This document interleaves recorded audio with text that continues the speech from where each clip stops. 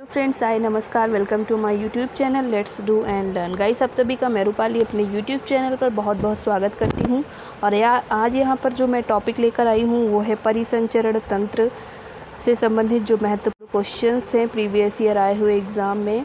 तो कई सारे एग्ज़ाम जो कि एसएससी एमटीएस का, एसएससी सीजीएल का और SSC stenographer group C group D सभी के यहाँ पर जो क्वेश्चंस हैं उनको सम्मिलित किया गया है। प्रीवियस ईयर आए हुए क्वेश्चंस हैं।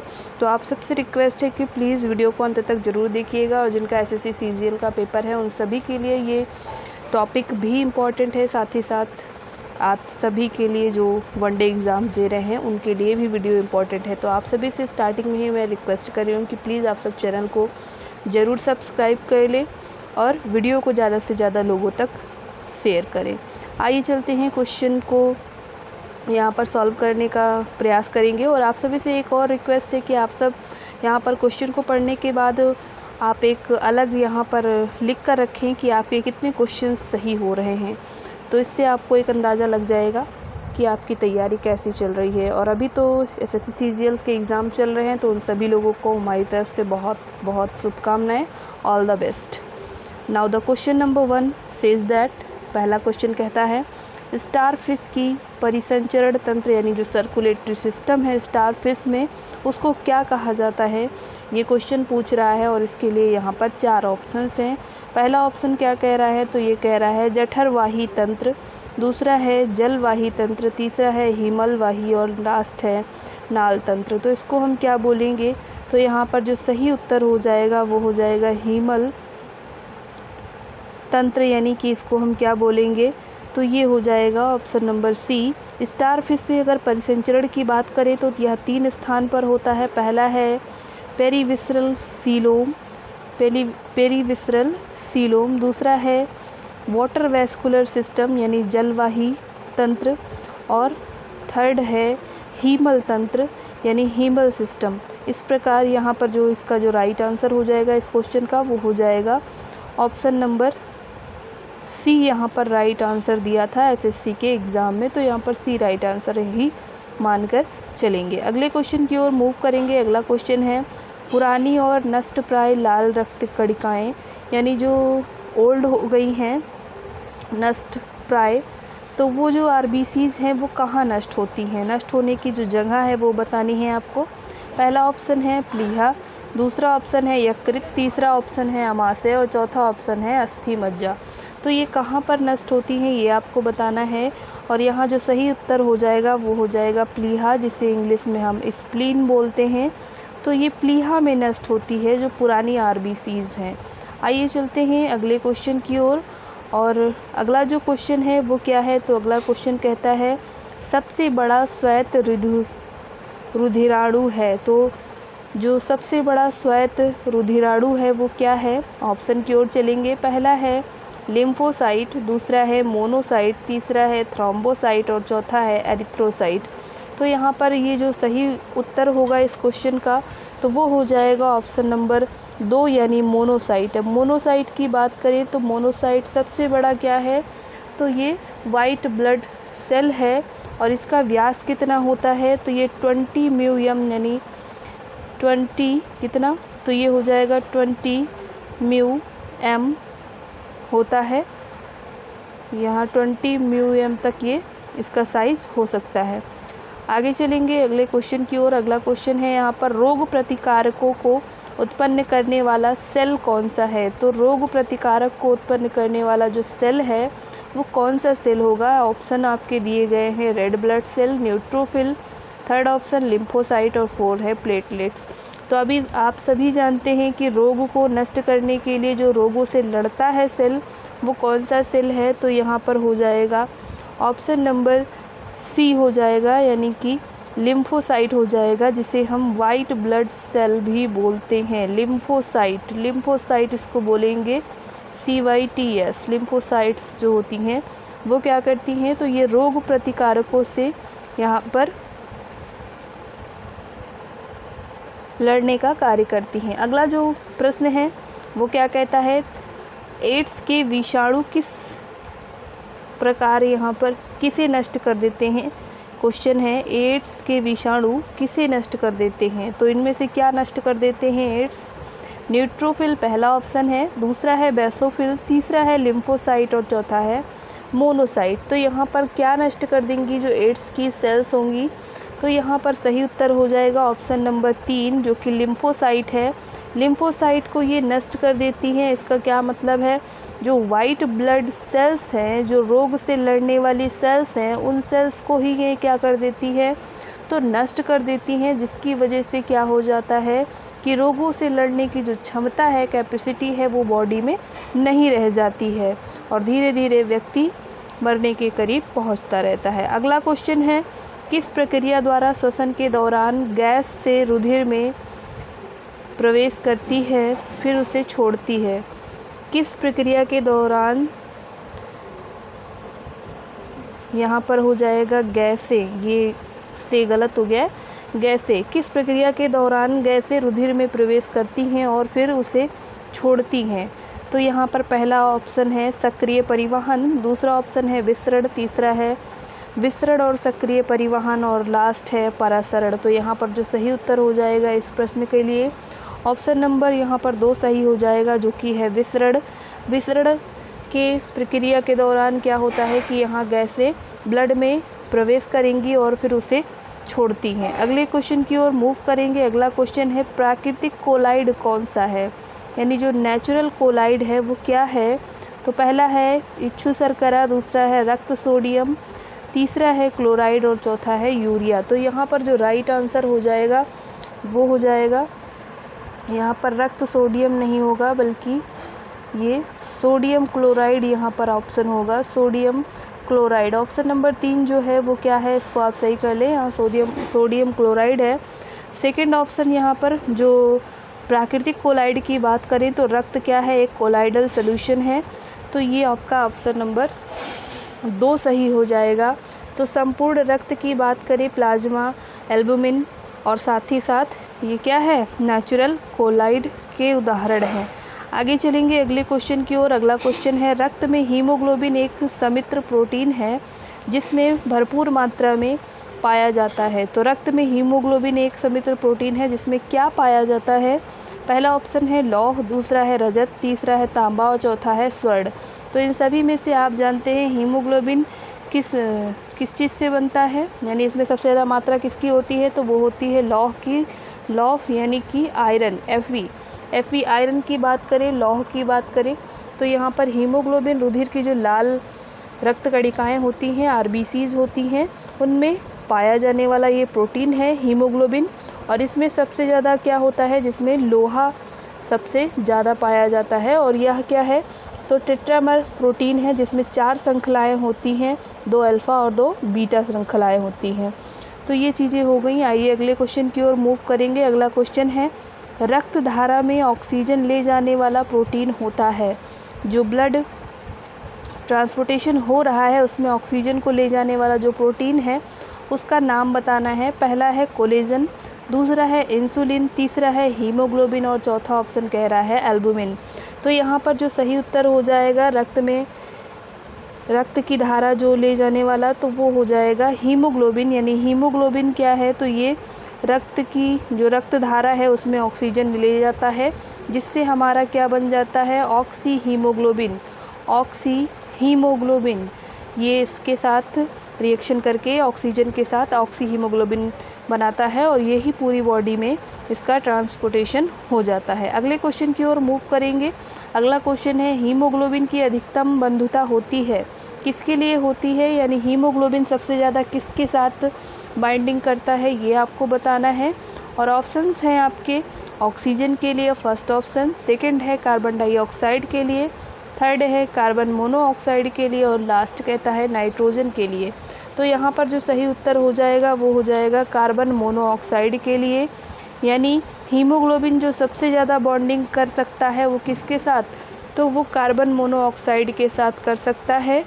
और हीमोग्लोबिन की जो अधिकतम बंधुता है वो हाईएस्ट किसके साथ है, तो यहाँ पर हमने ऑप्शन में देखा कि कार्बन मोनोऑक्साइड के साथ है। और ये कितना है, कितने गुना है, तो अगर गुने की बात करें तो ये 250 गुना अधिक है, 250 गुना अधिक है ऑक्सीजन के अलावा कार्बन मोनोऑक्साइड से ये बाइंड करने के लिए। अगले क्वेश्चन की ओर मूव करेंगे। अगला क्वेश्चन है, मानव रक्त का जो लाल रंग है वो क्यों होता है? मानव रक्त का जो लाल रंग है वो लाल क्यों होता है? फर्स्ट है मायोग्लोबिन के कारण, सेकंड ऑप्शन कहता है हीमोग्लोबिन के कारण, थर्ड ऑप्शन कहता है इम्यूनोग्लोबिन के कारण और लास्ट है हेप्टोग्लोबिन के कारण। तो यहाँ पर ये क्यों होता है इसके बारे में हम जानेंगे। ऑप्शन कौन सा सही होगा? तो यहाँ पर ऑप्शन जो सही होगा वो हो जाएगा हमारा हीमोग्लोबिन। ऑप्शन नंबर 2 पे ये है हीमोग्लोबिन। तो हीमोग्लोबिन के कारण रक्त का लाल रंग होता है। और आरबीसी की बात करें तो यहाँ पर हीमोग्लोबिन नामक जो एक प्रोटीन होता है, पदार्थ होता है, जिसकी वजह से इसका रंग लाल होता है। और इसमें क्या होता है तो आयरन युक्त प्रोटीन होता है और ऑक्सीजन के साथ ये बाइंड करके ये क्या करते हैं तो ये पूरी बॉडी में ऑक्सीजन पहुंचाने का कार्य करते हैं। हीमोग्लोबिन की मात्रा में यदि कमी हो जाए तो रक्तक्षीणता, यानी जिसे हम क्या कहते हैं कि रक्त की कमी हो गई है, एनीमिया हो गया है। हीमोग्लोबिन क्या है तो बेसिकली ये प्रोटीन है। आइए आगे चलेंगे अगले क्वेश्चन की ओर। अगला क्वेश्चन है, यदि व्यक्ति को गलत प्रकार का रक्त दे दिया जाए तो निम्नलिखित में से क्या परिणाम होंगे? यानी कि कोई व्यक्ति है जिसको ब्लड ग्रुप जिसका कुछ और है लेकिन उसको कोई दूसरा ब्लड ग्रुप चढ़ा दिया गया तो फिर परिणाम क्या होगा ये पूछ रहा है। फर्स्ट ऑप्शन कहता है सभी धमनियां संकुचित हो जाती हैं। सेकंड ऑप्शन कह रहा है कि सभी धमनियों का विस्तारण हो जाता है। थर्ड ऑप्शन कहता है आरबीसी इसका संश्लेषण हो जाता है। और लास्ट कहता है तिल्ली या फिर लिम्फ नोड में विकृत आ जाता है। तो यहाँ जो सही उत्तर होगा, यहाँ पर जो सभी धमनियाँ हैं वो क्या हो जाएंगी, श्रंक हो जाएंगी, यानी संकुचित हो जाएंगी। यदि व्यक्ति को गलत प्रकार का या रक्त चढ़ा दिया जाएगा तो जो सभी धमनियां हैं जो ब्लड को ले जाती हैं वो क्या हो जाएंगी तो संकुचित हो जाएंगी, सिकुड़ जाएंगी। और ऐसा इसलिए होगा क्योंकि वहाँ पर रक्त का क्या बन जाएगा तो रक्त का वहाँ पर थक्का बन जाएगा, रक्त जम जाएगा। रक्त के थक्का बनने के कारण ये क्या हो जाएंगी, धमनियाँ यहाँ पर श्रंक कर जाएंगी, सिकुड़ जाएंगी। अगले क्वेश्चन की ओर चलेंगे। अगला क्वेश्चन है, जोड़ पर यूरिक एसिड क्रिस्टलों का एकत्र हो जाना कारण है। जोड़ पर यानी जोड़ों में जो हम देखते हैं जोड़ों का दर्द बना रहता है, वहाँ पर यूरिक एसिड जो क्रिस्टल एकत्र हो जाते हैं, इनका रीजन क्या है, कारण क्या है?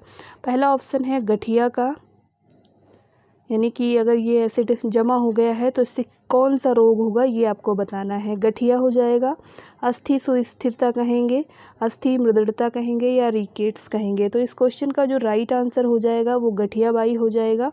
यानी गठिया जो रोग होता है वो घुटनों में जो गठियाबाई हो जाता है, जोड़ों का दर्द हो जाता है, जो यूरिक एसिड यहाँ पर यूरिक एसिड के क्रिस्टल जमा हो जाते हैं इस कारण से होता है। और आगे चलेंगे अगले क्वेश्चन की ओर। अगला क्वेश्चन है, किस कशेरुकी में ऑक्सीजनित और विऑक्सीजनित रुधिर मिलते हैं?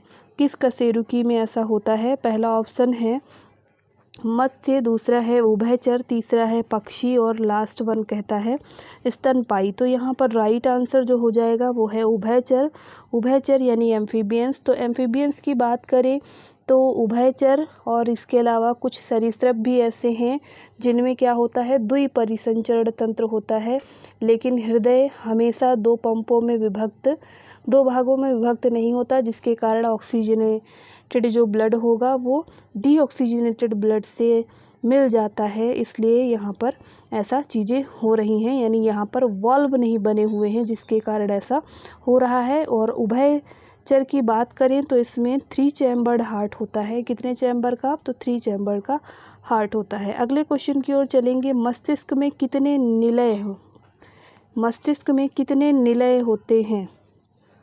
मस्तिष्क में कितने निलय होते हैं? पहला ऑप्शन है 3, दूसरा ऑप्शन है 4, तीसरा ऑप्शन है 5 और चौथा ऑप्शन है 2। तो यहाँ पर जो सही उत्तर होगा ऑप्शन नंबर 4, यहाँ पर ऑप्शन नंबर 2 सही हो जाएगा। यानी मस्तिष्क में कितने निलय होते हैं? तो 4 निलय होते हैं और 2 पार्श्व निलय होते हैं और 2 बाईं तरफ गोलार्ध में स्थित होते हैं, जो पार्श्व निलय होंगे वो बाईं तरफ गोलार्ध में, और जो अग्र मस्तिष्क में तीसरा निलय होगा वो और पश्च मस्तिष्क में चौथा निलय।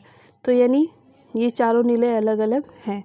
अब चलेंगे अगले क्वेश्चन की ओर। अगला क्वेश्चन है, निम्न में से कौन मनुष्य में श्वसन रंजन है? श्वसन रंजन कौन है? तो पहला है हीमोसाइनिन, सेकंड है हीमोइरिथ्रिन, थर्ड है बीटा कैरोटीन और लास्ट है हीमोग्लोबिन। तो राइट आंसर आप सभी जानते हैं ऑप्शन नंबर डी यहाँ पर सही हो जाएगा। रंजन की, रक्त रंजन की बात करें श्वसन की, तो यहाँ पर हीमोग्लोबिन क्या है, तो राइट आंसर हो जाएगा। अगले क्वेश्चन की ओर मूव करेंगे। अगला क्वेश्चन है, सार्वत्रिक रक्तदाता वे लोग होते हैं जिनका रुधिर वर्ग क्या होगा?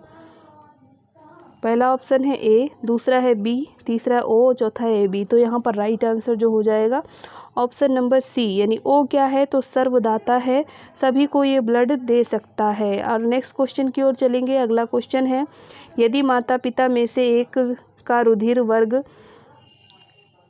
यहाँ पर ए बी होगा, रुधिर वर्ग ए बी है और दूसरे बच्चे का ओ है, दूसरे बच्चे का जो है वो क्या है, तो वो ओ है। पहले माता पिता का क्या है, तो ए बी है और दूसरे बच्चे का यहाँ पर दूसरा जो है वो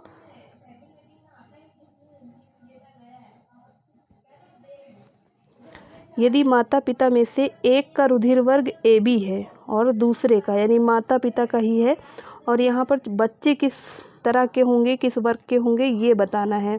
तो माता पिता में से एक का ए बी है और एक का ओ है, तो बच्चे किस तरह के होंगे? ऑप्शन है ए और बी, दूसरा है ए और बी और ओ, थर्ड कहता है ए बी या फिर ओ, और लास्ट है ए या बी या ए बी या फिर ओ। तो कौन से ब्लड ग्रुप के बच्चे होंगे? तो यहाँ राइट आंसर हो जाएगा ऑप्शन नंबर एक, ए या फिर बी, यानी कि ए ब्लड ग्रुप या फिर बी ब्लड ग्रुप के बच्चे होंगे। अगला क्वेश्चन है यहाँ पर, सर्वग्राही रुधिर किस वर्ग का होता है? सर्वग्राही रुधिर, यानी सर्वग्राही जो सबसे ले सकता है। पहला ऑप्शन है ए बी, दूसरा ऑप्शन है ओ, तीसरा ऑप्शन है बी और लास्ट कहता है ए। तो यहाँ पर जो राइट आंसर हो जाएगा ऑप्शन नंबर एक हो जाएगा। ए बी ब्लड ग्रुप जो है सभी से ब्लड को ले सकता है, जबकि ओ ब्लड ग्रुप सभी को ब्लड दे सकता है। अगले क्वेश्चन की ओर चलेंगे। रक्त के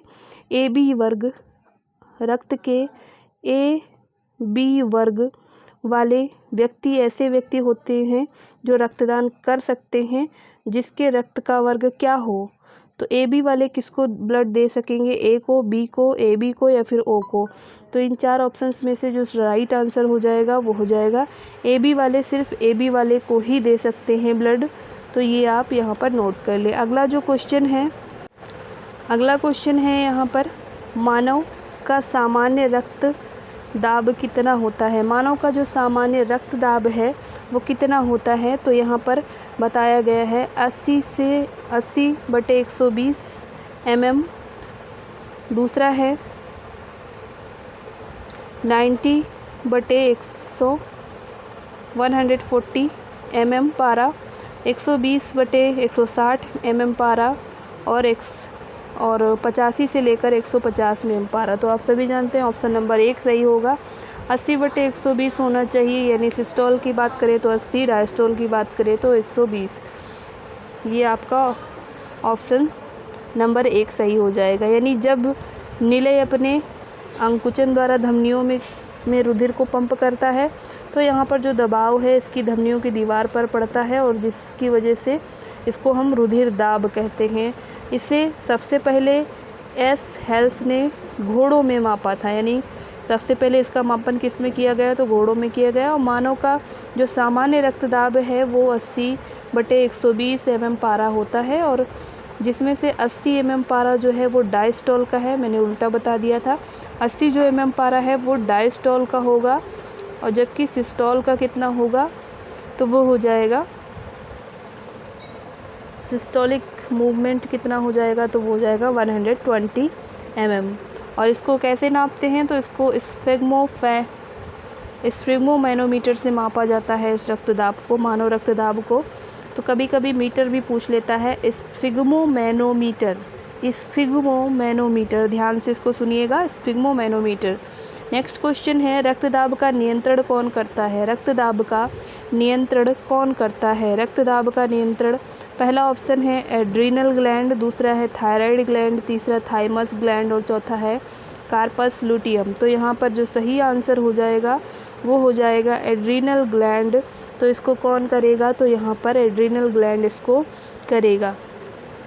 और रक्तदाब यदि कम हो जाए तो एड्रीनल ग्लैंड यहाँ पर क्या निकालते हैं? तो एड्रीनल हार्मोन निकालते हैं जो रक्तदाब को बढ़ाता है, जिसे हम इमरजेंसी हार्मोन भी बोलते हैं। अगला क्वेश्चन है, हाइपरटेंशन शब्द किसके लिए प्रयोग किया जाता है? पहला जो ऑप्शन है हृदय की गति तेज होने के लिए, दूसरा है हृदय की गति धीमी होने के लिए, थर्ड ऑप्शन है रक्तचाप घटने के लिए और चौथा ऑप्शन कहता है रक्तचाप बढ़ने के लिए। तो यहाँ पर जो राइट आंसर हो जाएगा, हाइपरटेंशन तब होगा जब आपका रक्तचाप क्या हो जाए? बढ़ जाए। जब रक्तचाप, ब्लड प्रेशर बढ़ जाएगा, ब्लड का प्रेशर बढ़ जाएगा, रक्तचाप बढ़ जाएगा, तो ये कहलाएगा हाइपरटेंशन। हाइपरटेंशन ध्यान रखिएगा, हाइपर और हाइपो में कई बार कन्फ्यूजन हो जाता है। यहाँ पर हाइपर पूछ रहा है। हाइपर कब होंगे आप? जब आपका ब्लड प्रेशर बढ़ जाएगा तब आप हाइपर हो जाएंगे, इस बात को ध्यान रखेंगे। अगला क्वेश्चन है, निम्नलिखित में से कौन सा सही मेल है? किरीट आघात संवहन तंत्र विस्तार के लिए, दूसरा है एरिथ्रोस्क्लेरोसिस धमनियों का अवरोध हो जाना, हाइपरटेंशन मतलब न्यून रक्तचाप, हाइपोटेंशन मतलब दिल का दौरा।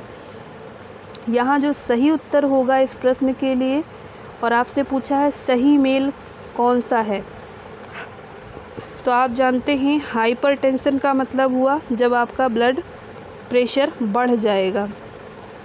तो ये न्यून रक्तचाप तो होने से रहा, दिल का दौरा गलत, ये भी गलत। ऑप्शन नंबर 2 यहाँ पर सही उत्तर हो जाएगा, एरिथ्रोस्क्लेरोसिस धमनियों का अवरोध हो जाना, ये राइट आंसर है और ये सही सुमेलित है। अगला जो क्वेश्चन है वो है, मानव शरीर में रक्त की अपर्याप्त आपूर्ति को कहते हैं। अपर्याप्त यहाँ पर होगा, अपर्याप्त, मानव शरीर में रक्त की अपर्याप्त आपूर्ति को कहते हैं। क्या कहते हैं? इस्कीमिया फर्स्ट ऑप्शन कहता है, सेकंड कहता है हाइपरीमिया, थर्ड कहता है हीमोस्टेसिस और लास्ट कहता है हेमरेज। तो यहाँ पर राइट आंसर जो हो जाएगा, जो रक्त की आपूर्ति है, अपर्याप्त आपूर्ति है, उसको क्या कहेंगे? इस्कीमिया कहेंगे। इस्कीमिया यहाँ पर राइट आंसर हो जाएगा। ऑप्शन नंबर यहाँ पर 1 सही होगा। और इसकी वजह से ही यहाँ पर क्या होते हैं, जो खाद्य पदार्थ हैं वो नहीं पहुँच पाते हैं और व्यक्ति मर जाता है। यानी कि यहाँ पर जो टिश्यूज़ हैं उनमें खाद्य पदार्थ नहीं पहुँच पाता है, इसी की वजह से, जिससे क्या होते हैं, लोग एनर्जी नहीं प्राप्त कर पाते हैं, श्वसन नहीं हो पाता है, जिसकी वजह से। अगले क्वेश्चन की ओर मूव करेंगे। अगला क्वेश्चन है यहाँ पर, वयस्क पुरुष में आरबीसी की सामान्य संख्या होती है।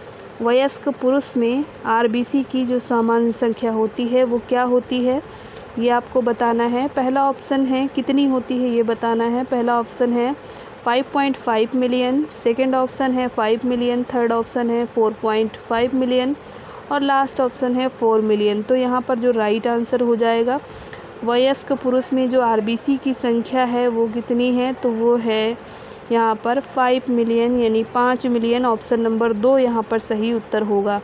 वयस्क पुरुष की बात करें तो यहाँ पर 4.6 से लेकर 6 मिलियन तक की यहाँ पर पाया जाता है आरबीसी, और यहाँ पर कितना है, ये 5 मिलियन सामान्य वयस्क पुरुष की बात की गई है।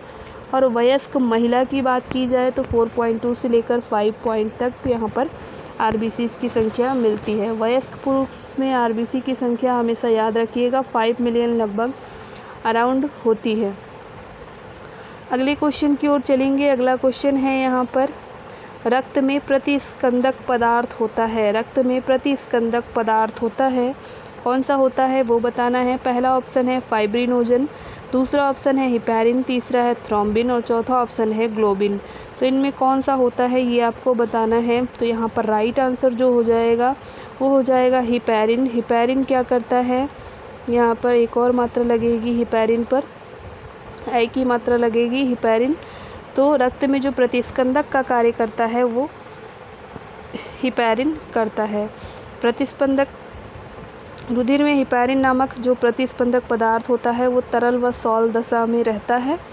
और हिपैरिन की बात करें तो ये एंटी थ्रोम्बिन कहलाता है, यानी ये क्या है, रुधिर का थक्का जमने नहीं देता। रुधिर में अगर मान लीजिए रुधिर में ये हिपैरिन नहीं होगा तो क्या हो जाएगा, आपका जो ब्लड है वो जम जाएगा। तो ये एंटी थ्रोम्बिन होता है, यानी थ्रोम्बिन क्या करता है, तो ये ब्लड को कोगुलेट करता है, लेकिन ये कोगुलेशन से रोकता है, जमने से रोकता है। अगले क्वेश्चन की ओर चलेंगे। अगला क्वेश्चन है यहाँ पर, मानव रुधिर में कोलेस्ट्रॉल का सामान्य स्तर। तो यानी मानव रुधिर में कोलेस्ट्रॉल कितना होता है, 80 से 120 mg/, फर्स्ट ऑप्शन। सेकंड कहता है 120 से 140, थर्ड है 140 से 180 और लास्ट है 180 से 200 mg/। तो कितने प्रतिशत यहाँ पर होता है, राइट आंसर जो होगा वो हो जाएगा 80 से 200 mg/%। ये आपका राइट आंसर हो जाएगा। मानव रुधिर में जो कोलेस्ट्रॉल का सामान्य स्तर है वो 180 से लेकर 200 mg तक होता है, और इसका जो स्तर है 200 mg से ज़्यादा हो सकता है, और यह धमनियों में जमा हो, जब यह 200 से ज़्यादा हो जाएगा तो कहाँ जमा होगा, धमनियों में जमा होने लगेगा, और इसी को हम क्या कहेंगे, एरिथ्रोस्क्लेरोसिस। एरिथ्रोस्क्लेरोसिस, धमनियों में कोलेस्ट्रॉल का जमा होना एरिथ्रोस्क्लेरोसिस बोला जाएगा इसको। अगला क्वेश्चन है यहाँ पर, मानव में सामान्य निरुन्न रुधिर शर्करा प्रविस्तार प्रति, यहाँ पर हो जाएगा शर्करा स्तर प्रति ml रुधिर होता है, यानी कि यहाँ पर जो प्रति ml रुधिर है उसमें शर्करा की मात्रा कितनी होती है सामान्य मनुष्य में, ये बताना है। तो फर्स्ट ऑप्शन कहता है 30 से 50 mg, सेकंड कहता है 50 से 70 mg, लास्ट है थर्ड है 80 से 100 mg और लास्ट है 120 से 140 mg। तो राइट आंसर जो हो जाएगा इस क्वेश्चन का वो हो जाएगा ऑप्शन नंबर 3। ऑप्शन नंबर 3 कह रहा है कि 80 से लेकर 100 mg यहाँ पर राइट आंसर होगा। 100 ml में अगर शर्करा की बात की जाए तो यहाँ पर कितना होगा, तो ये 80 से लेकर 100 ग्राम तक होगा 100 ml में, तो ये राइट आंसर हो जाएगा। अगले प्रश्न की ओर चलेंगे और अगला प्रश्न है, वयस्क में खाली पेट रुधिर ग्लूकोज का स्तर mg/ml में होता है। वयस्क में खाली पेट जो रुधिर ग्लूकोज होता है उसका जो स्तर mg/ml में कितना होगा ये बताना है। पहला ऑप्शन है 200, दूसरा ऑप्शन है 160, तीसरा ऑप्शन है 100, चौथा ऑप्शन है 60। तो यहाँ पर जो सही उत्तर होगा इस क्वेश्चन के लिए वो हो जाएगा ऑप्शन नंबर डी, यहाँ पर सही हो जाएगा 60 होगा, क्योंकि वयस्क में खाली पेट जो ब्लड ग्लूकोज लेवल है वो कितना है 60 mg/ml होगा, पर 100 ml होगा, और सामान्यतः इसका जो मतलब सांद्रण है वो कितना होगा, तो वो हो जाएगा 90 mg/100 ml। आइए अगले क्वेश्चन की ओर चलेंगे और अगला क्वेश्चन है, मानव रुधिर का जो पीएच है वो होता है। तो मानव रुधिर का जो पीएच है कितना होता है, पहला option 7.2, second option 7.8, third option 6.6 और लास्ट कहता है 7.4। तो यहाँ पर लास्ट वाला जो आंसर है वो सही होगा, 7.4 ब्लड का पीएच होता है, और ये राइट आंसर होगा। और अगर रुधिर की बात करें कि कितना ब्लड मनुष्य में होता है तो 5 से 6 लीटर तक की होता है यहाँ पर। और अगले क्वेश्चन की ओर चलेंगे, वयस्क मनुष्य में रुधिर की जो मात्रा है, अगला क्वेश्चन सेम पूछ लिया गया है, तो यहाँ पर राइट आंसर हो जाएगा 5 लीटर। और ये सारे जो क्वेश्चंस हैं वो प्रीवियस ईयर आए हुए एग्ज़ाम के क्वेश्चंस हैं, और ये कब पूछा गया है, एसएससी सीजीएल का प्रश्न है, साथ ही साथ एमटीएस में भी आया है 2013, 2006। तो ये सारे इम्पोर्टेंट क्वेश्चंस की सीरीज़ है, एक भी क्वेश्चन ऐसा नहीं है जो यहाँ पर मैं अलग से लेकर आई हूँ, सारे ही एग्ज़ाम में आए हुए क्वेश्चंस हैं।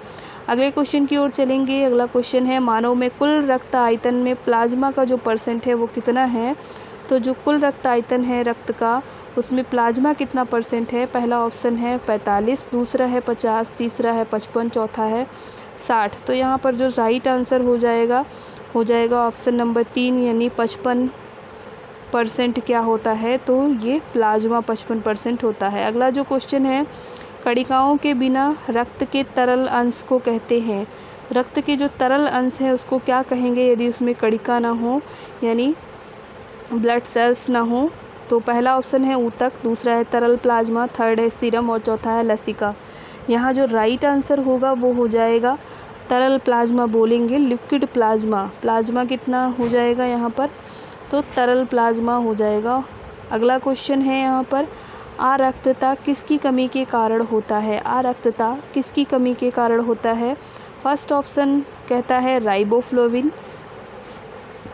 सेकेंड ऑप्शन कहता है थायमिन, थर्ड ऑप्शन कहता है फोलिक एसिड और लास्ट ऑप्शन कहता है नियासिन। तो यहाँ पर जो राइट आंसर होगा इस क्वेश्चन के लिए वो क्या हो जाएगा, तो वो हो जाएगा फोलिक एसिड, यानी आयरन के साथ साथ फोलिक एसिड अगर आप लेंगे तो आपकी जो आरक्तता है वो दूर हो जाएगी, एनीमिया आपका दूर हो जाएगा। अगला जो क्वेश्चन है वो क्या कह रहा, तो वो कह रहा है, और नेक्स्ट इससे पहले जो क्वेश्चन मैंने बताया फॉलिक एसिड वाला, तो फॉलिक एसिड में आप ये भी कर सकते हैं कि जो हरी पत्तेदार सब्जियां हैं, जो सोयाबीन है या फिर जो लिवर है, यीस्ट है, गुर्दे हैं, ये सभी चीज़ें आप खाने में यूज़ करेंगे तो आपको फॉलिक एसिड की जो आपूर्ति है वो हो जाएगी।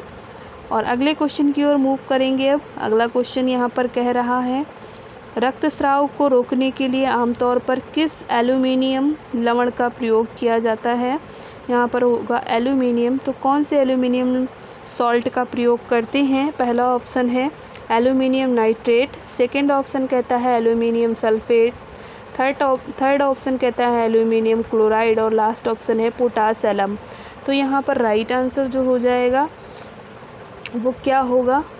ऑप्शन नंबर एल्यूमिनियम की बात कर रहा है तो यहाँ पर पोटास एलम राइट आंसर हो जाएगा, ऑप्शन नंबर 4। और रक्तस्राव को रोकने के लिए आमतौर पर यहाँ पर फिटकरी का प्रयोग किया जाता है, जिसे हम यहाँ पर इसका कॉमन नेम जो है वो क्या है, तो पोटास एलम है। अगर रासायनिक सूत्र की बात करें तो यहाँ पर रासायनिक सूत्र होगा K2SO4, यहाँ पर पॉइंट लगाएंगे, Al2 ब्रैकेट में SO4 का होल थ्राइस पॉइंट लगाएंगे, 24H2O के मॉलिक्यूल, इसको हम बोलेंगे पोटास एलम। पोटास एलम का ये फॉर्मूला है। और नेक्स्ट क्वेश्चन की ओर मूव करेंगे। अगला जो क्वेश्चन है वो है, निम्न में से वर्धन प्रोटीन जिसे हम क्रोमोप्रोटीन भी बोलते हैं, ये कौन सा है? पहला ऑप्शन है म्यूसिन, सेकंड ऑप्शन है हीमोग्लोबिन, थर्ड ऑप्शन है पेप्टोन और चौथा है विलेटिन। तो यहाँ पर जो राइट आंसर हो जाएगा वो हो जाएगा हीमोग्लोबिन। ये कौन सा वर्धक प्रोटीन है? तो यहाँ पर हीमोग्लोबिन राइट आंसर होगा। अगले क्वेश्चन की ओर मूव करेंगे। अगला क्वेश्चन है, क्रिस्मर फैक्टर किस में निहित है? क्रिस्मर फैक्टर किस में निहित है? तो यहाँ पर पहला ऑप्शन है उत्सर्जन, सेकंड कहता है पाचन और थर्ड कहता है श्वसन और फोर्थ कहता है रक्त जमाव। यहाँ पर जमाव होगा, रक्त जमाव। तो राइट आंसर जो हो जाएगा वो ऑप्शन नंबर डी हो जाएगा, रक्त जमाव।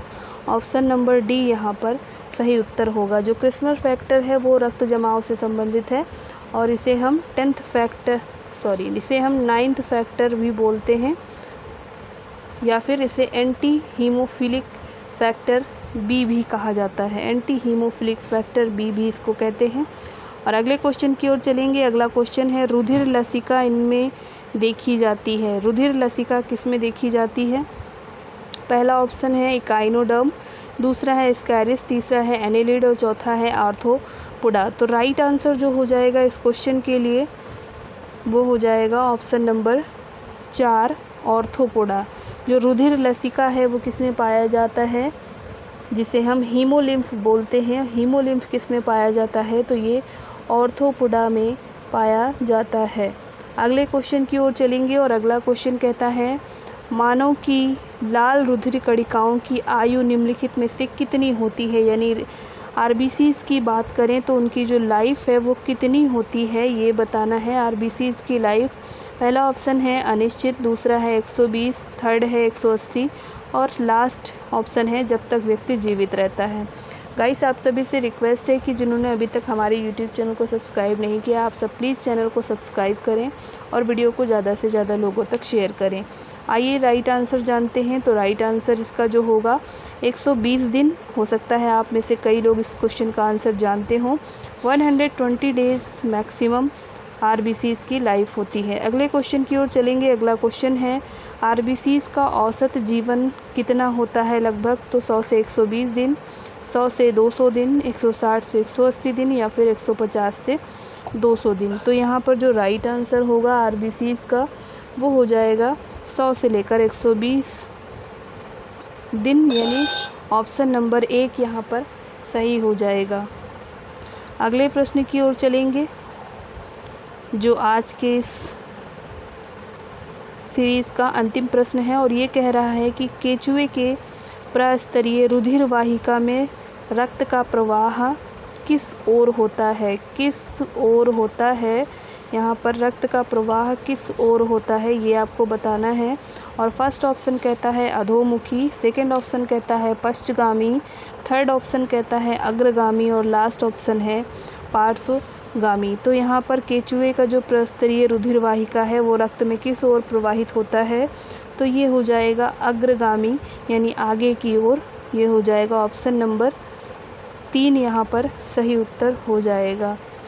तो उम्मीद करती हूँ आज का ये सेशन आपको पसंद आया होगा। वीडियो कैसी लगी कमेंट बॉक्स में कमेंट ज़रूर करके बताएं और आप सभी से रिक्वेस्ट है कि प्लीज़ चैनल को फॉलो करें, सब्सक्राइब करें। Thank you for watching. नमस्कार, जय हिंद।